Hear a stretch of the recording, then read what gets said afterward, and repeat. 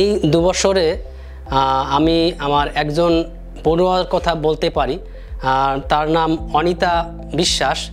আর সে ছোটোবেলায় সে প্রভুকে জেনেছিল এবং তার পরিবার তাকে একটি হিন্দু ছেলের সাথে বিয়ে দিয়ে দেয়।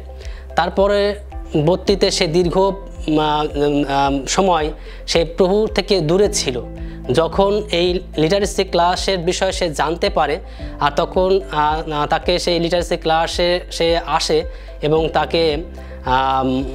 তাকে আমি উৎসাহিত করি এবং সে নিয়মিত ক্লাস করতে করতে সে তার সেই হারানো প্রভুকে সে আবার খুঁজে পেয়েছে এবং এখন সে মণ্ডলীতে গির্জা প্রার্থনায় বিভিন্নভাবে সে অংশগ্রহণ করে এবং তাতে সে ঈশ্বরকে সেই ভালোবাসার সুযোগ সে পেয়েছে এবং এখন সে একজন খ্রিস্টিয়ান হিসেবে মণ্ডলীর বিভিন্ন কর্মকাণ্ডে সে জড়িত আছে।